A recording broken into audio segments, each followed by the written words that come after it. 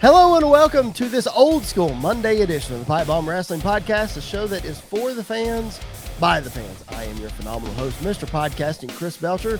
You can follow me at Chris Belcher24 on Facebook, Twitter, and Instagram. The show is at PBW Podcast on those platforms. Make sure you give us a follow. Make sure you interact with us on social media. That is the best way for us to know if you're digging what we're doing. We want to talk about what you want to hear about. And again, best way for us to do that is on social media. So make sure that you give us a follow, make sure you interact with us, and make sure you support all of our partners. Bodyslam.net, the YouTube channel. That's where you find the video version of our podcast.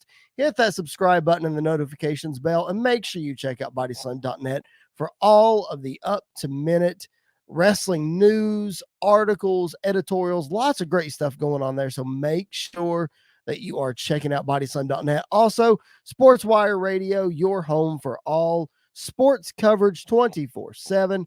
Tom and the crew do a fantastic job over there, so make sure you support them as well.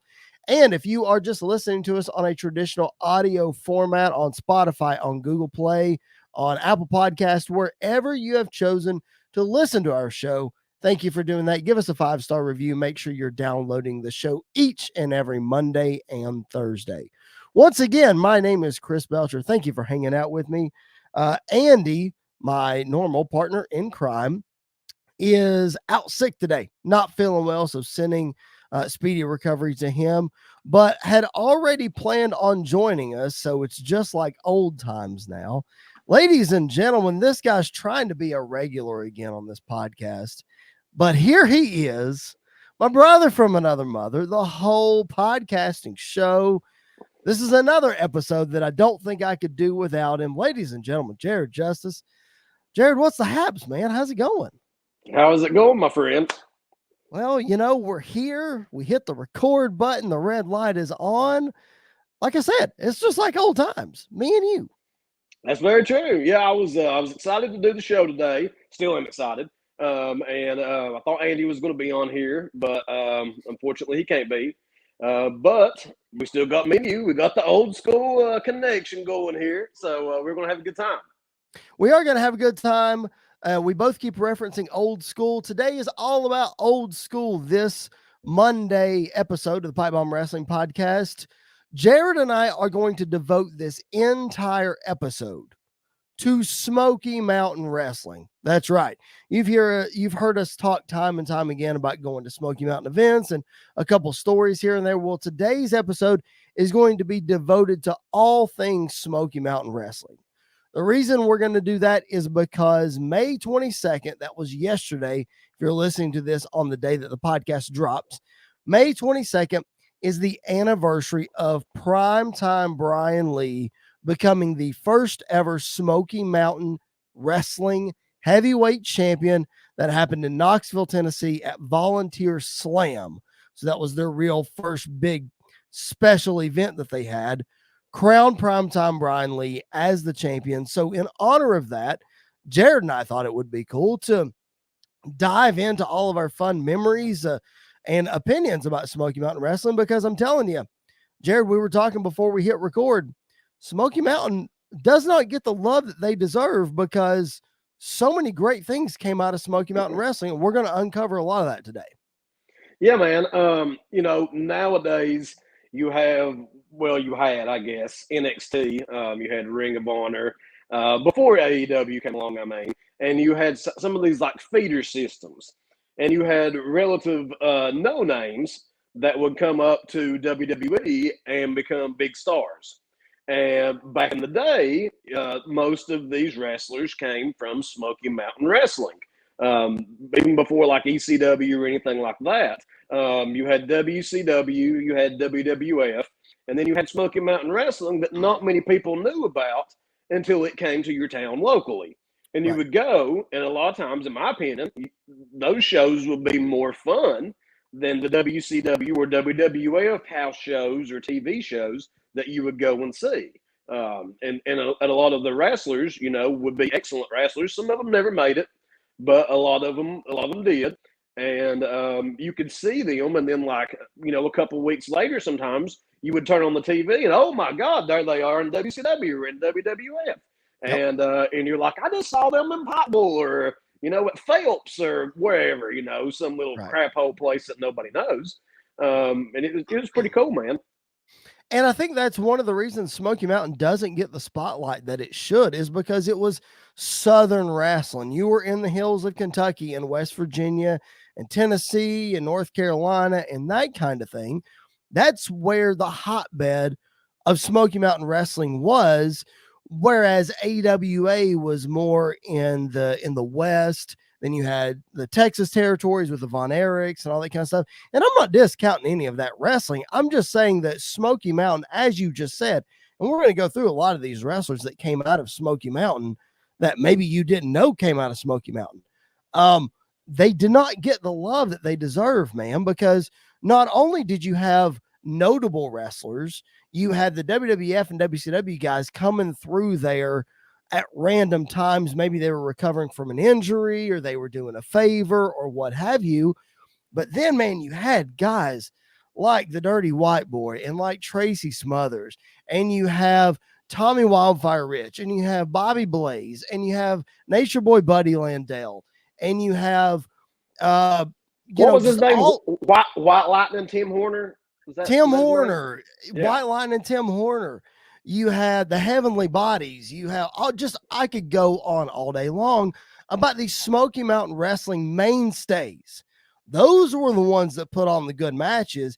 Yes, the Undertakers and the Lex Lugers and the you name it, put the butts in the seats and drew the house. But it was these guys that kept them around. And I would be remiss if I didn't say the Rock and Roll Express and those kind of guys. Those were the guys that kept you around. And for you and I, as little bitty fellers walking into that gymnasium, I'm telling you, I looked through a list today of these wrestlers that we probably saw at a lot of these events. It shocks me, man, at all the great shows that we saw. And it's a shame that we didn't have social media access back then, because we'd have went to a lot more shows than we did, because it was around everywhere, man. Yep. And I mean, we saw a lot of these guys, Chris Jericho, Kevin Sullivan, a lot of these guys, Lance Storm, a lot of them pass through, sometimes just for one show, or they do several shots. And we were young kids and we didn't even know who they were. And looking back, you're like, oh my goodness, I saw Jericho before that he was Chris Jericho, he was probably Lionheart, I guess, at the time. But look at what he has become, and we never even knew what we were witnessing. We just knew we were having a heck of a time. Absolutely. Yeah, so let's go through some of those. Jericho is the main one that I want to mention, because what a lot of people probably don't realize is Smoky Mountain Wrestling, little bitty Smoky Mountain Southern Wrestling out of Knoxville, Tennessee, was the first American territory that Chris Jericho wrestled in. Chris Jericho made his name in Europe, Germany, Japan, Mexico, and then everybody knows him for a short stint in ECW, and then, of course, WCW and the WWF, and, of course, what he is now. But nobody realizes that he and Lance Storm debuted as the Thrill Seekers, their first American territory in Smoky Mountain Wrestling. How cool is that, knowing that Smoky Mountain Wrestling had a hand in shaping and producing not only Lance Storm, but of course, Chris Jericho, like you just said? It's crazy, man. I would love to, I guess a lot of the Smoky Mountain library is on WWE. I think they own it, but I would love to have access, which, a lot of the shows probably weren't even recorded. They were probably house shows, but I think a lot of them were. And I would love to be able to go back and somehow find all these wrestlers that we saw and we don't even remember. But trying to stick topic here, Chris Jericho, you look at it, we saw him whenever we were little bitty fellers, okay? Then we go on to continue watching wrestling because we're stupid like that, like most people listening to the show. And we see him in WCW, and you're like, oh, okay, that guy's pretty cool. And then he starts feuding with Goldberg, and you're like, hey, this guy's moving on up in the world. And then he's on WWF, and here he comes and he interrupts The Rock. And you're like, my God, saw out, Lionheart in this old dirty arena. And folks, don't get me wrong, the Hills will always be my home. That's where, if I could bring the big city to the Hills, I would have never left where I'm from. Right. So I'm not saying anything bad about any small towns because I love them the most. But, and then we get to meet the man whenever that we go to his concert. And why we didn't say something to him, or maybe you did. I did not. We should have said something to him about. Remember whenever you came to Pikeville? Because with Kevin Nash and his big running joke about Pikeville and what a hick town it is and stuff, I'm sure Jericho knows where that is and probably remembers it. Right. So that would have been cool. It's so awesome, man, to see where he came from, and a lot of these people. I've got a list. I'll run down the list. New Jack. Everybody knows New Jack from ECW and the craziness that New Jack has done. And then, of course, the Dark Side of the Ring documentary talks all about New Jack and all the crazier things that he's done. Was he against Taker? Did we see him against Taker? Yes. I thought so. Okay. Yes. So New Jack started out, ladies and gentlemen, Smoky Mountain Wrestling. Jared and I were in the house live to see The Undertaker and the Armstrongs in a 6-man tag against New Jack and the Gangstas. Man, like knowing what I know about the Undertaker and knowing what I know about New Jack, like the meeting of the minds trying to put that match together. If I could have been a fly on the wall for that, man, oh my gosh. But yeah, we saw it live. Taker probably just stood there and listened to everything he said and was like, yeah. And then whenever he got out there, he just did whatever he wanted to do. Right. And there's nothing New Jack could have done about it. Right. Absolutely. Like, what are you going to do? You're going to go against the Undertaker in the middle of the ring? Like, come on. You're going to get fired if that happens. I mean, I don't think he cared, but still. I think Taker would have started throwing some bombs at him and probably let him know who was the ring general if I was a betting man. Absolutely. Because New Jack is not a good wrestler, ladies and gentlemen. In case you have never seen this man perform, it's not much performing to it. He grabs random objects and bashes people over the head. He tries to cut people. He's went too far a few times, and he launches himself off of things. That's basically what his whole career is. I don't think in an actual fight that he would stand a snowball's chance in hell against The Undertaker. That's just my own personal opinion. But probably not. There's not too many people that would. No. If I'm being for real, I mean, you can line up about 5 people, one of them being Brock Lesnar, that might be able to take The Undertaker in an actual fight. But there's not too many. I mean, and New Jack is certainly not on that list. But, man, guys like D'Lo Brown, guys like Al Snow. I mentioned Primetime Brian Lee earlier. For those of you who don't exactly know who Primetime Brian Lee is, he went on to be the fake Undertaker at SummerSlam 94. He also was Chains in the Attitude Era, the leader of the motorcycle gang DOA.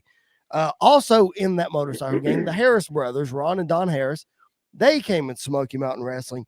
You had Dutch Mantell, who we all know, Bob Caudle, Lance Russell, even Brian Clark had a run as the Punisher in Smoky Mountain Wrestling. For those of you who don't know, Brian Clark became Adam Bomb in the WWF and Wrath in WCW.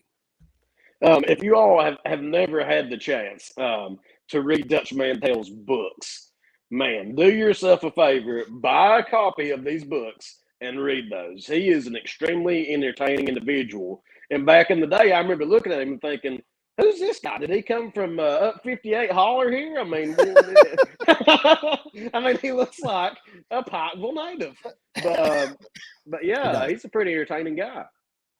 So all those names, those were all mainstays coming out of Smoky Mountain Wrestling and going into what that we saw today. The biggest one of those, I didn't even mention him, but I got to throw him out there, is Unabomb, better known to everybody else in the world as Kane, or Knox County Mayor Glenn Jacobs, whichever you prefer.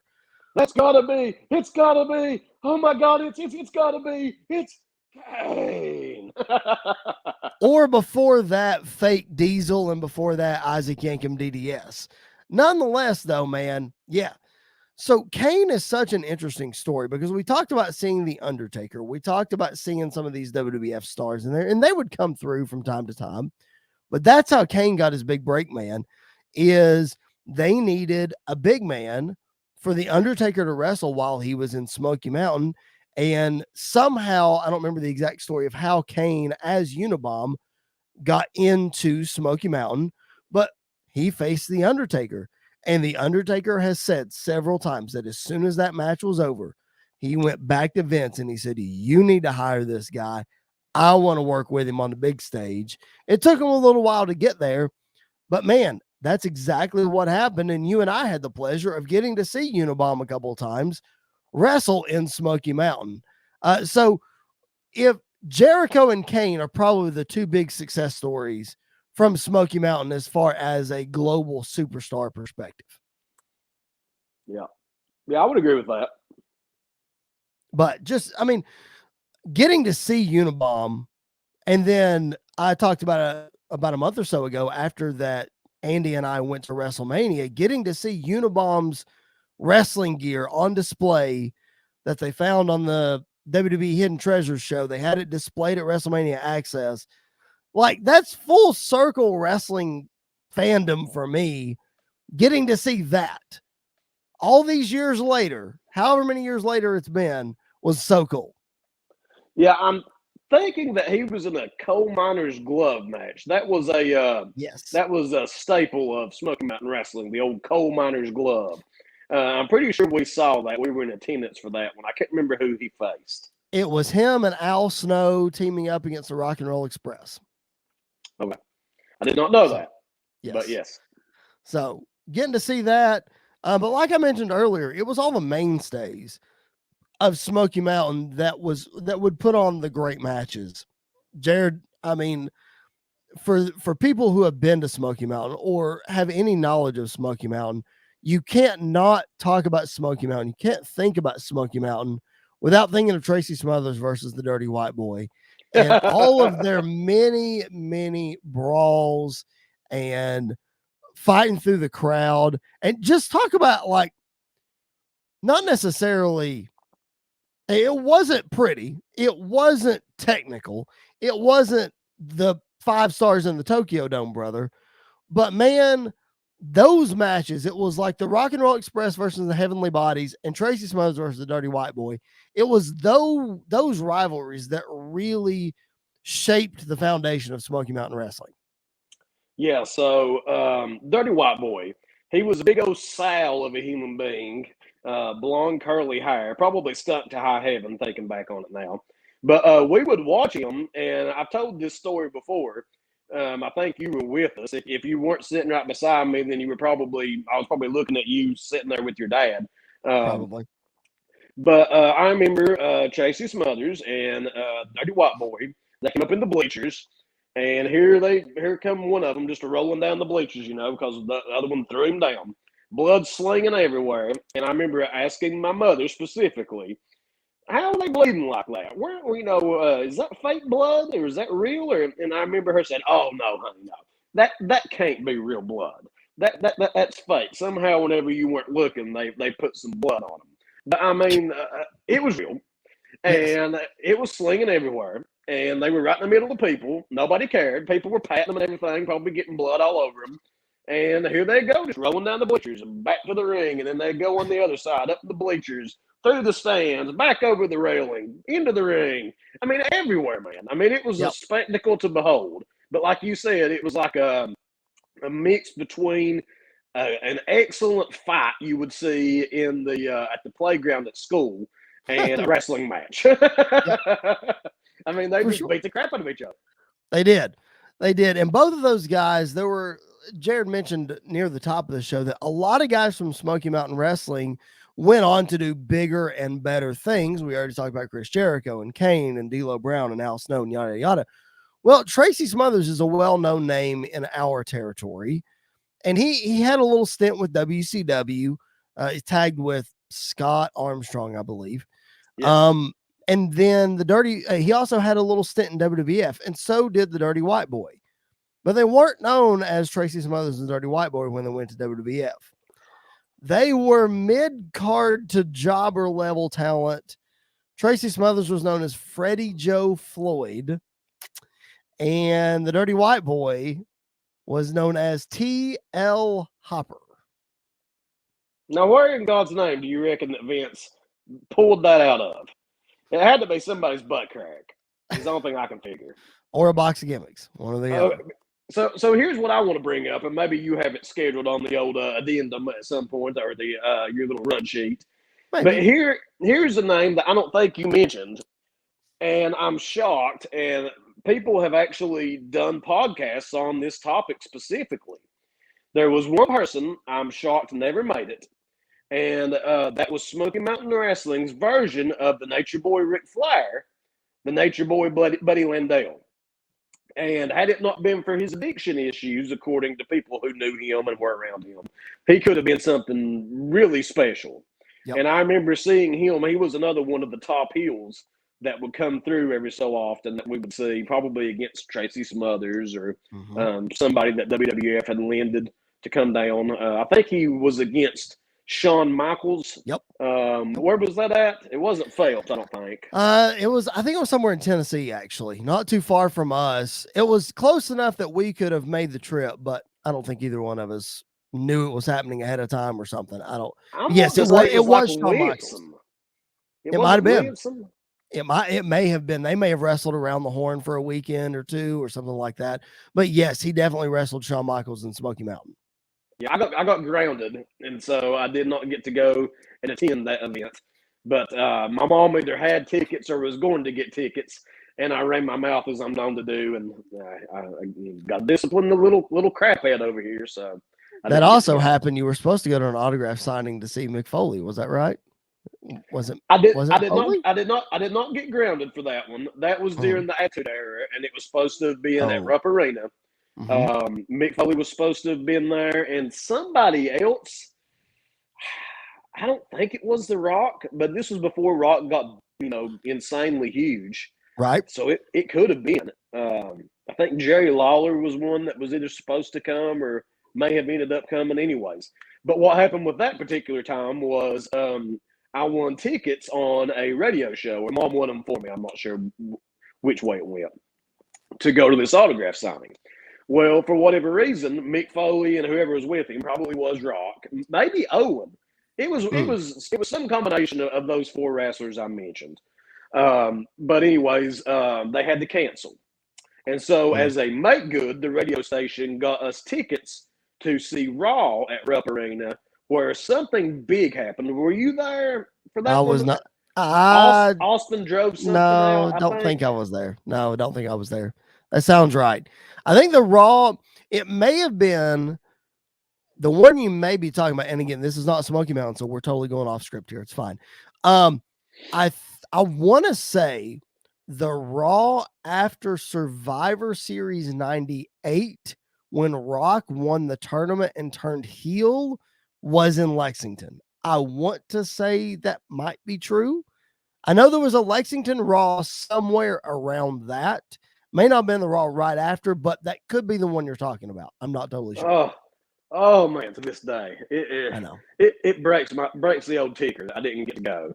But they were doing a lot of stuff that they shouldn't have been doing, or that somebody my age at the time should probably not have been in attendance for. And so Mom and Dad deemed that I should not go. So yes, I was very upset.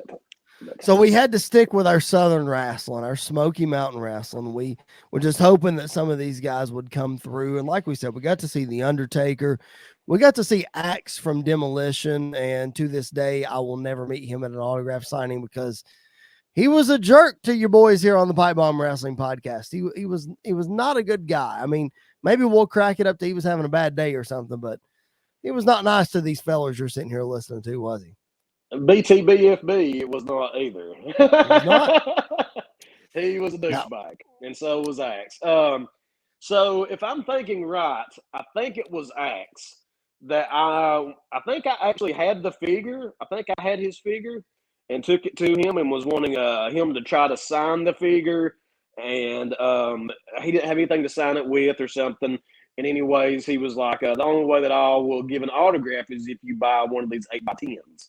Mm-hmm. And, whatever he was charging, $15, $20 probably at the time, maybe even just 10, 15. But I grew up poor, man. We both did. Kind of grew up, we didn't have a lot of money and didn't have the money to give Oax, and so he just kind of turned his old nose up, and he wasn't going to do nothing. And Right. same thing with old Brutai, brother Brutai. He was a crackhead too, man. On the flip side of that, for those of you who may not be aware of this, at all of these, if you go to any independent wrestling show to this day, everybody still has their gimmick table. Everybody's trying to sell their gimmicks, right? Well, it was even more prominent back in the 90s, especially at the old Smoky Mountain Wrestling. Everybody was selling their gimmicks.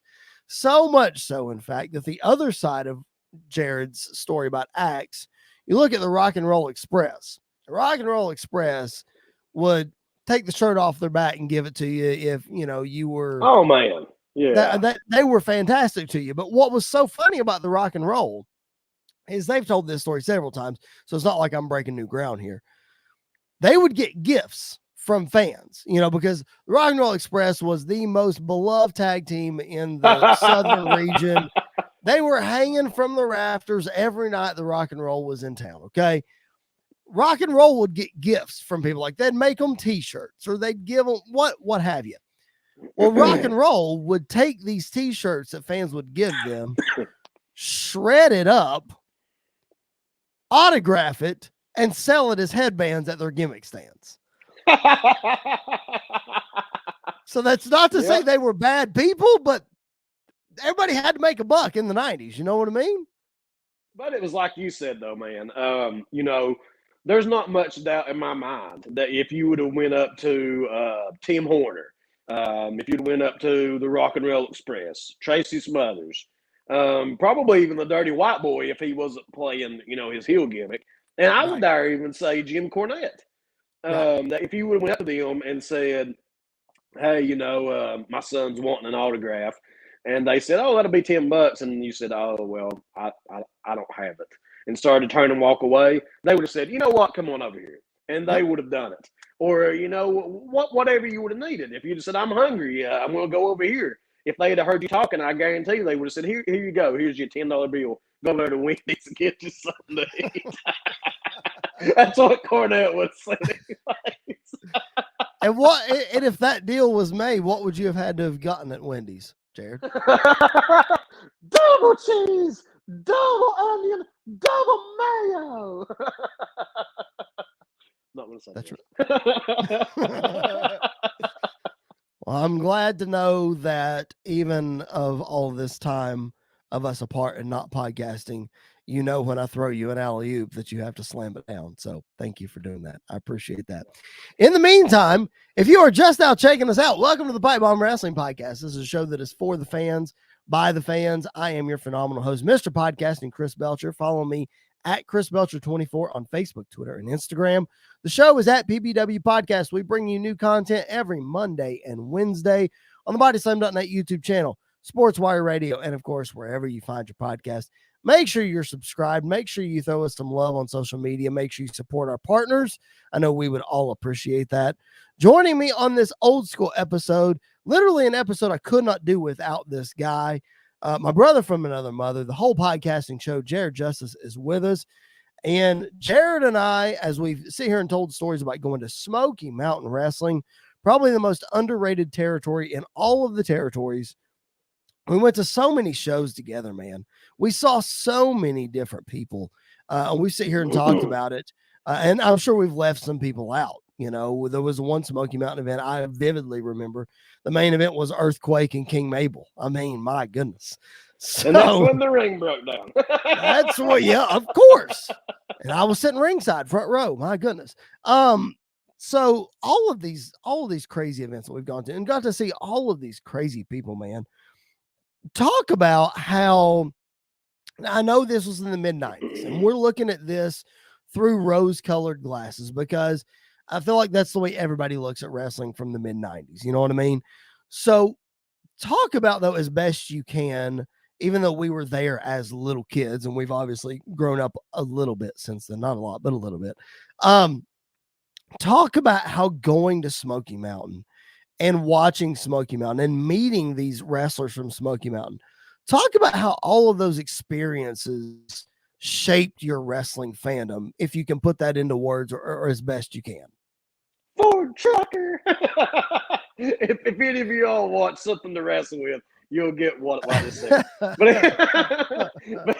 anyways, man, looking back now, it set the bar pretty high for what my expectations are nowadays for wrestling. Sure. You got such good shows, and these guys may not have all been the greatest technical wrestlers. I mean, they just weren't. But you got your money's worth every time you went. I mean, there was never a show that I went to. And I honestly think that I could go back at my age now and probably have the same experience. If you took me back in time, my current form of 37 years old, plopped me back in those days and sent me to a Smoky Mountain Wrestling show, I think I would leave and say, oh, my God, I can't wait to go back to see another one. But, I mean, it was just sometimes now you go to these shows, and I don't know if it's because of the way that Smoky Mountain and early WCW and early WWF, if that shaped us to expect something that we don't get now. And so we look at it as being negative, or if it really was just a better quality product back then because you had such a good time. And I mean, nobody overanalyzed all this crap. Nobody cared. We had 2 disqualifications in one night. That's a bunch of crap. Nobody cared. Right. You went, you had a good time. There weren't podcasts that analyzed everything, which is what we do here. There weren't books being wrote about, you don't really know, but behind the scenes, it really wasn't that good of a time because of this, and this, and blah, blah, blah. We just knew that we were going out there, we were watching a show, and it was tons of fun. Yep. And so I think that's what people around our age look for now. That's what we want WWE and AEW to be. And sometimes we get it, sometimes we don't. So I don't know. I'll say this. I 100% agree with you. Like, I think if I went to a Smoky Mountain show, I've been to some indie shows in my adult life, I guess I would say. And I've looked at things and been like, oh, well, that was okay. And I've looked at things like, oh man, that was fantastic, and it's because I'm jaded and I'm accustomed to a certain type of wrestling. And I understand that. But at the same time, I will tell you this, you mentioned earlier that WWE has some Smoky Mountain shows on Peacock, which they do. And I've gone back and watched a couple of those in preparation for this podcast. First one I turned on, the first wrestler I saw was Bobby Blaze, and I immediately was hooked in. I was like, yes, this is my childhood. This is amazing. But anyway, in watching that, looking at some of the storylines, for example, Jim Cornette and Bob Armstrong getting into a little tiff, and Bob Armstrong winning a match and earning the commissioner's role back. We still use that storyline to this day. Like, how is that stuff not good? You know what I mean? And then there was another storyline where Chris Candido and Tracy Smothers had a couple of guys that were under them that they were basically betting on them wrestling. Like, Candido was like, I'll put up $2,500 that my guy can beat your guy. And so, like, it's all on how you look at it. Like I said, you all may watch Smoky Mountain and not look at it like through the rose-colored glasses that we do. But wrestling, if you listen to even Bruce Pritchard talk about it, wrestling storylines have just been recycled for years and years and years. There's just a little spin on it here and there. There's new characters. It's all the same stuff. So, yeah, Jared, like you said, transplant 33-year-old Chris into Pikeville College Gymnasium for a Smoky Mountain Wrestling show, and I guarantee you I'm going to have a good time. It's good stuff. And they would not have made the impact that they made, they being Smoky Mountain Wrestling, would not have made the impact they made had it not been good. Because Southern wrestling fans or not, if it's not good wrestling, the people are not going to continue to come back. And they kept coming back. You know what I mean? Yeah. And so here it begins. But I'm saying this about AEW and WWE. The reason why, that lately I've struggled with being interested in the current product. And the Right. current product, I mean, every bit of it, Right. wrestling in general. But the thing that I think, looking back, there was usually, it felt like there was some reason for this match. And the majority of the time, you had two guys who just did not like each other for some reason. They'd run their mouths off. Maybe somebody bet money. Maybe it's just I'm better than you. Maybe it's this guy's the new guy in town, and I'm the old guard, and I'm going to show him who's boss. Right. But a lot of times now, I feel like I turn the product on TV again, either show, and there's just randomly two guys that don't really seem. I mean, they don't dislike each other. Maybe they're best friends. And they get in there and they have a match, and sometimes it's a heck of a match. But you look back on it and you're like, there's no real story. I mean, why am I watching this? This is not good guy versus bad guy. This is not good versus evil. And back then, I think that most of your story was good versus evil, and maybe that can be blamed on the NWO coming along. They were the first faction that really kind of, it's shades of gray. And then you had the Attitude Era. And there's really not good guys and bad guys. So maybe that's what kind of killed it. And that's what I'm looking for that I don't get. And I understand that, this guy has a cell phone and he takes selfies of himself with the fallen wrestler after he's beat him. It just doesn't do it for me, man. So I don't know. Maybe these kids today, it does. That they've grown up just knowing cell phones, and maybe that's something that makes sense to them. But in my mind, I'm just like, this is stupid. So. Right. No, I definitely get what you're saying. I mean, and Smoky Mountain was a way to, like, a guy could come out and all he had to do was talk about the guy in the front row, and suddenly you had 300 people booing him out of the building, and it didn't matter who came out of that locker room to challenge him. The fans were behind him. You know what I mean? And that's all it took. That is all that it took. Speaking of coming out of the locker room, one of the things that I applaud AEW for so much, and that I love AEW for so much, is having a separate heel and babyface entrance. Where'd they get that one, Jared? Smoky Mountain Wrestling. Because of all of the wrestling shows that you and I have ever been to, independent or not, I haven't seen or known of any other promotion, and they could have, and I just may not know about it, having a separate heel and babyface entrance. And that just sets the tone for the whole thing. Kudos to Smoky Mountain. Yeah, I'm thinking back because I had actually forgot that. But I think you just had basically like one side of the arena, you had like a door that the wrestler would come through and come down the aisle. And then the opposite side, you would have, the good guy or bad guy, the opposite of the first one that came out. They would come out from the other side. So it looked like that these people genuinely did not like each other. Right. And it's just a little thing, but it does make a big difference, I think. It was a way to keep kayfabe, I guess, while we were still keeping kayfabe. But man, we're kind of winding down here on what we've got with Smoky Mountain Wrestling. Smoky Mountain came to an end in the end of 1995. Jim Cornette went full-time with the WWF.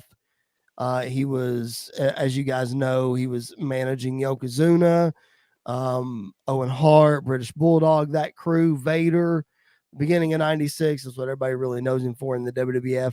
He also took a full-time gig in the creative team. And for more on that, please listen to Something to Wrestle With. There's a whole episode about Jim Cornette, and there's some fantastic stories about his car getting demolished and just his rat. And just please go listen to that episode if you want more about Jim Cornette. Oh my gosh. Actually, I think I'm going to listen to that episode when we get done here. But anyway, as a little feller, I cannot tell you that I remember like Smoky Mountain just ceasing to exist. I can't say that for certain, but I can tell you that after 1995, I didn't go to as many wrestling events in person as I would like to have.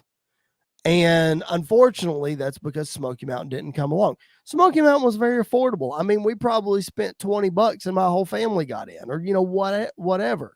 Right. So it was family entertainment. It was just like, what are we going to do tonight? We could go to the movies, we could go do this, or we could go see wrestling. Like it was an every weekend family night event. You know what I mean? Yep. So just seeing that Smoky Mountain only had about a 3-year run, but the way that WWE has at least put some of their stuff on the network, man, it just goes back to my other point earlier. I just don't feel like Smoky Mountain gets the love that they deserve and doesn't get lifted on the pedestal that they should for the success that they had. It blows my mind, man, that you just said that they basically just had like a 3-year run. Yep. I mean, I just had so many memories. It seemed like it spanned for years and years and years and years. But I think that they were a lot like ECW. They had a really good product for the fans that liked it. Now, you may or may not think ECW was good or whatever, but and you may or may not think Smoky Mountain was good. But they definitely had a fan base. And had they been able to make a deal with the right people and get this thing pushed, nationwide, I think that they could have possibly still been in existence, or at least had like a 10 to 15-year run. I mean, my God, look at TNA. How long have they been around? And nobody even wants them around. But like a hair and a biscuit, you can't get rid of them. Right. And so, yeah, man, I think probably they just didn't get the sponsorship in time, and they ended up, kind of going under.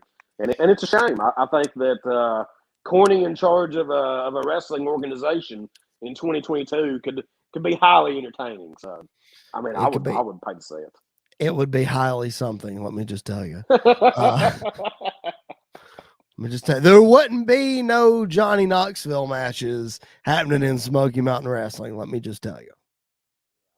And you wouldn't have old Twinkle Toes, Kenny Omega there either. I can't believe he calls him Twinkle Toes. It's so funny. And it fits. It does. If you watch his match and like, he's Twinkle Toes, Yeah. Oh my goodness. So we talk about Smoky Mountain, and I've mentioned several times on this show about us looking at it through rose-colored glasses, and maybe we do that. But I encourage you folks who are watching and who are listening to our show, go on the Peacock, go look in the WWE section, click on territories, and you'll find Smoky Mountain Wrestling. Okay, just go watch it for yourself. Watch some Rock and Roll Express matches. Watch some Chris Jericho stuff.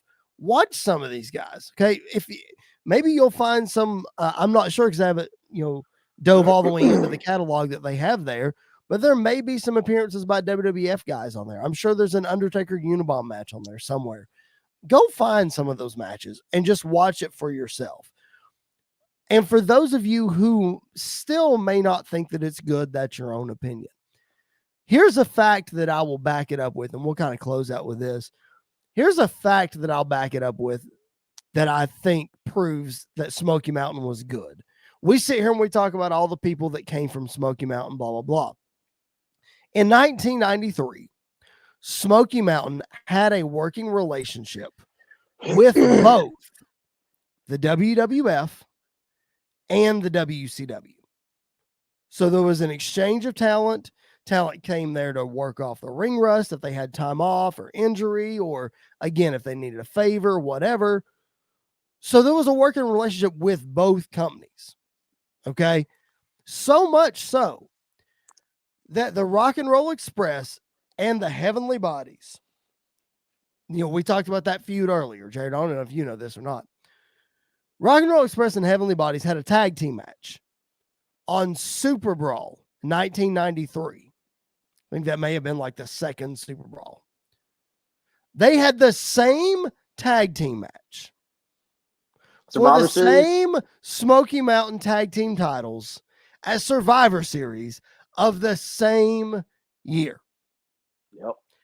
Now, to put into context, in 1993, we didn't have 12 pay-per-views a year. We had 8 total, probably. Yeah. And the same match from Smoky Mountain Wrestling happened on both of those big shows. Number one, how cool is that? Number two, Jared, that just goes to show you not only how good were those 4 guys in the ring, but how good the product was, right? Yeah. Yeah, I did not know about Super Brawl, but I did know about Survivor Series. Right. And I remember the first time I saw that, I mean, I was baffled. I was like, oh my goodness, I did not even know this occurred. But you know that they were putting on, like you said, a quality product. And those 2 tag teams were 2 of the best. Yep. If WCW and the WWF, the 2 big organizations or federations or whatever you want to call them, were using them, and they both showcased the exact same match with the exact same wrestlers. I mean, it's crazy. It really is. I mean, that would never happen in 2022. A company No. would not have an affiliation with WWE and AEW and have that match on both shows in the same year. That would never happen. No. I mean, that just goes to show you how much wrestling has changed. All right, man, let's put a bow on this episode. It's been a lot of fun going back through our memories and talking about some fun stuff from Smoky Mountain. And I don't know, feel like I'm trying to prove to our listeners that don't know about Smoky Mountain, like, what are you missing? Like, come on.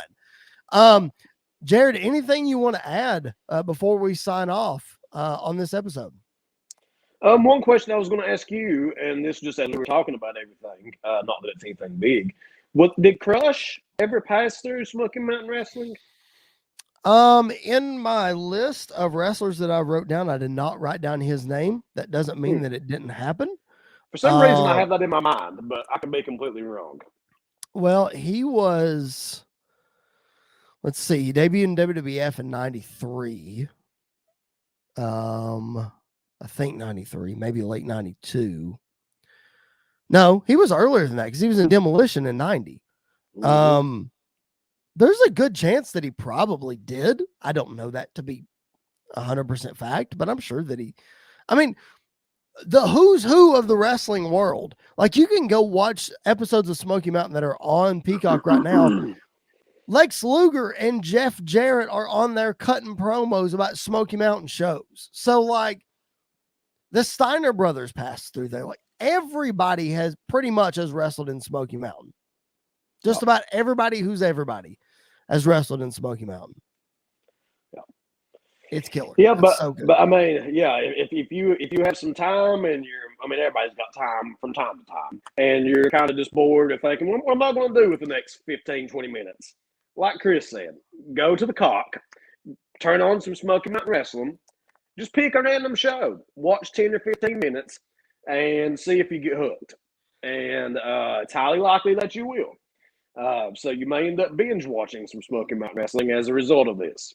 But it's highly entertaining stuff. And yeah, I just wish more people were aware of it, man. And like you said, I hate that it doesn't kind of live on like it probably should.